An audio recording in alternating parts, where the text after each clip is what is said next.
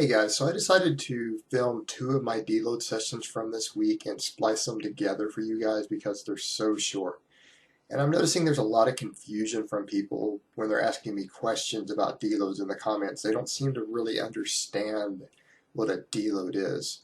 For deloading, you're not doing high rep hypertrophy work with 70% of your max, and just because it's lighter, it counts as a deload. You're not coming in and doing speed work. These are not what a deload is about. Look, this is as heavy as I go right here on a squat. I'm using 100 kilos for my squats. And my max squat is around 220 kilos right now. So what I am doing on all of these lifts, I am using between 40 and 50% of my 1 rep max and doing mostly 5 rep sets. And I only do 2 work sets per exercise. And that's the way deloads work. You're not trying to come in and stimulate a lot of growth. What you're doing with a deload is that you come in, you do just enough work to maintain your neural pathways, to keep those neural pathways firing for a given lift, to stimulate some muscle protein synthesis to keep you from detraining or losing muscle. But you're going light enough and keeping the workload light enough that your body can't tell that you worked out, meaning you get 100% of the recovery on a properly set up deload that you would as if you didn't walk in the gym for an entire week. You get a full week's worth of recovery because you're working with workloads that are massively below what your normal capacity is. But you're going just heavy enough to re-stimulate some muscle protein synthesis and to keep yourself from detraining and losing muscle during that week off. And it's the same here on the deadlift. You'll notice I'm only using 120 kilos on here, and my max deadlift is actually right around 270, maybe 275 at the moment. So this is really closer to 40% of my max. But the other thing you try to do is that you try to use your proper technique that you would on your heavy work when you're doing this deload work, because again, you're also trying to maintain the muscle memory and the motor unit recruitment for doing these lifts correctly. So when you're deloading, you want to pick all of your core lifts, the lifts that are most commonly done in your routine and the ones that are most important to you. You don't necessarily need to come in and do every single isolation movement and accessory movement that you normally do, but you definitely want to get all of your big movements, the ones that you can't afford to detrain on. So in this case, you'll notice that for this workout, I do squat, I do deadlift, and I do good mornings. And I did some abs after, but I didn't film that for you guys. And again, the same pattern here. You'll notice I only have 80 kilos on the bar. And I've noticed some of my American subscribers don't seem to actually know the color coding on the plates. Yellow plates are 15 kilos. Blue plates are 20 kilos, which are like your standard 45-pound plate. And the red plates are 25 kilos, which are basically the equivalent of around a 55-pound plate, if you want to put those into normal American standards. And anywhere else in the world, when you go to any gym anywhere else in the world, people know these color codings, and then most athletes in the US are going to know these codings. But you'll notice this time, though, I went with a normal bar instead of a safety squat bar for my good mornings, and it's mainly just because I didn't want to go through the hassle of setting up a safety squat bar, even though that's normally what I use for good mornings, because I already have the Olympic bar over there, and when I'm deloading, I'm trying to get in and out of the gym fast. I want to keep these workouts to less than 30 minutes, if at all possible.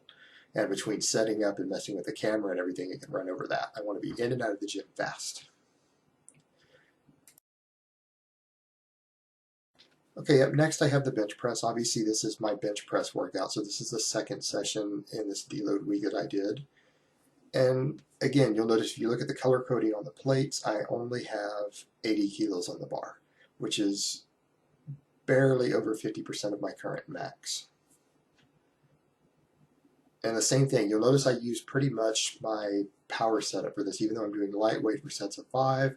I do my normal setup. I've got a pretty big arch, so it makes my belly poke way up. There's probably 6 inches between my lower back and the bench right now. And I use leg drive and everything. So you go ahead and do your power technique, whatever your normal technique is.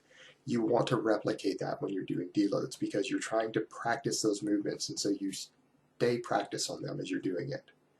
All right, same thing here, lightweight. This is only 40 kilos on the bar, which is less than 100 pounds. So obviously, this is really nothing for me to overhead press.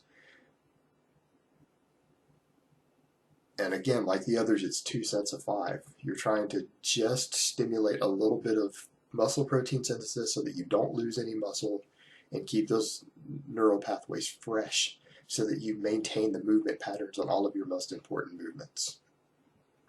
And I don't usually do more than 2 work sets per lift on a deload as a general rule. Occasionally I might do 3, but that's pretty rare. And this week I went with 2 on everything. Okay, I went ahead and went with Pendlay rows for the next movement. And again, the weight is very, very light for me. I'm only using 70 kilos on these right now. So that's only about 155 pounds.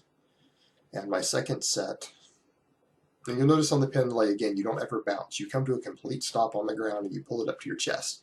And you guys can see in this one, as opposed to my other, that I actually pull it to the same spot on my chest that I do on my bench press. And for the closed grip, I might have gone a little heavier even for the deload, but I already had those plates over here, so I just went with the same 70 kilos again. It's not a big deal. I don't get quite as generous of an arch on this as I do on my competition bench, but I am definitely arching here. I obviously have scapular retraction, elbows tucked, and I'm using leg drive. It's just not as generous of leg drive as I might do on my power bench. But I do get set up pretty tight. You'll notice my setup is still very, very similar to what I do on a conventional bench press on my power bench. And also note my closed grip bench is really low on the chest, just like my normal bench, because I'm trying to use it as a bench accessory and to build up my triceps. I'm therefore need to use a very similar bar path to my bench press. And it's also safer on the shoulders that way. And last, I did some curls with just an empty bar, which is 20 kilos. And I just did 2 sets of 10 on this and called it a day. Overall, happy with these workouts, which you should be. A deload should be very light. You should barely get a pump on a deload, maybe just a little bit of pump. And you get in and out of the gym and you're done. And you shouldn't have soreness, DOMS, anything. If you're getting DOMS or anything after a deload workout, you need to really seriously reassess what you were doing. But that's it, and I'm going to replicate these same 2 workouts at the end of the week, and then I will go back into my normal West Side Barbell Conjugate system next week once I am fully recovered. And I will hope this has been informative, and I will talk to you guys next time.